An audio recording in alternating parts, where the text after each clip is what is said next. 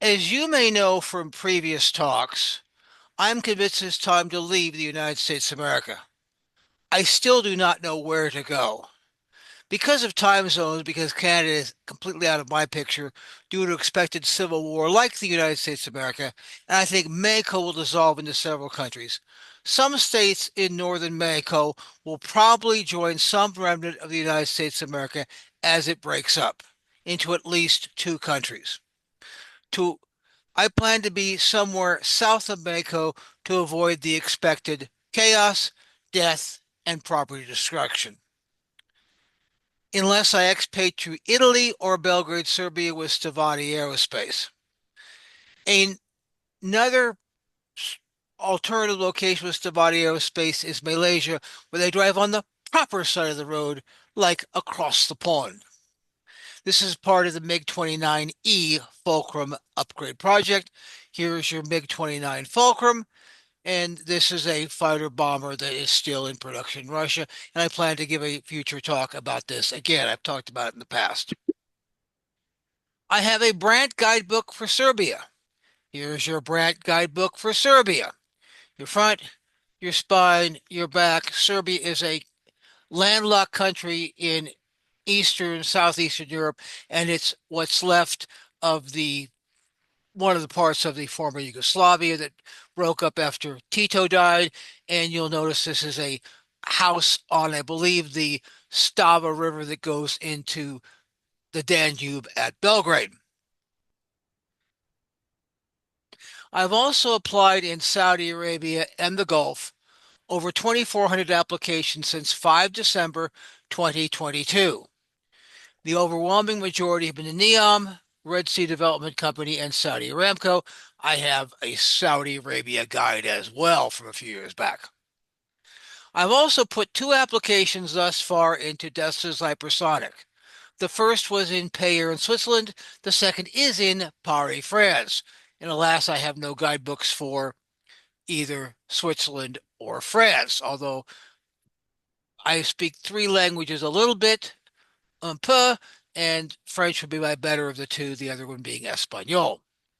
Returning to Latin America, most likely Leon, Nicaragua, close to the beach, or Matagalpa, Nicaragua. This is a coffee growing country in the coffee growing country, and it's inland from Leon. Here is the Lonely Planet guidebook that I have to Nicaragua, your front, your spine, your back, and in front again, you notice this is a Nicaraguan beach scene. Because Matagalpa is less expensive, has substantially less crime, and less pollution than Leon, I am leaning towards Matagalpa. We have three gentlemen in our group thus far. We may add a fourth. A very successful businessman from Pensacola, Florida, whom I met when he came to Las Vegas for a conference with a mutual friend about 4 years ago. When I realized how incredibly successful he was, I made sure to keep in touch. He already has a call center in Colombia. He is open to relocating further south than Mexico. David, Panama, close to the beach as well. Here is your Lonely Planet guidebook to Panama. Your front, your spine, your back, your front again. You'll notice this is the monkey in the tree or in a tree in Panama. Asuncion, Paraguay, the capital, or Ciudad del Este, Paraguay. Here is your other places guidebook to Paraguay. Your front, your spine, your back, your front again. You'll notice this is a young lady in colorful native dress in Paraguay, which is a landlocked country in South America. They have gauchos there like Brazil and Argentina. I also have a Argentina guidebook. Or another possibility is Pinopolis, Departamento de Maldonado, Uruguay. This is hilly country right on the beach east of Montevideo, the capital. Here's your Brant Uruguay guidebook, your front, your spine, your back, your front again, and you'll notice the aforementioned gauchos, which again is South America's version of cowboy, on the cover of this book. Recently, my favorite Latin American relocation expert, Scott Allen Miller of Leon, Nicaragua, which is a bit south of the projected western terminus of the proposed mainland Chinese finance canal at the port of Corinto, Puerto Corinto in Espanol, suggested the United States might close its borders.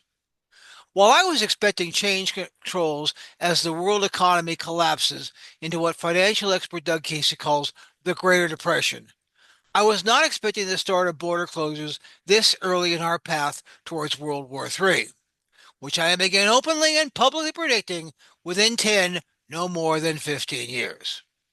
Presiding officer, ladies and gentlemen, it is time to leave to a place that is away from being a likely ground zero, which sadly includes the Las Vegas Valley. What do I do? An obvious answer would be to sell everything, ship the absolute minimal possessions to my intended destination, rent a car, drive it to the Mexican border, abandon it, and then make my way over the border. In my humble opinion, probably not the best course of action. While the concept is good, I will change the method of personal escape. What I propose to do is to change some of the details.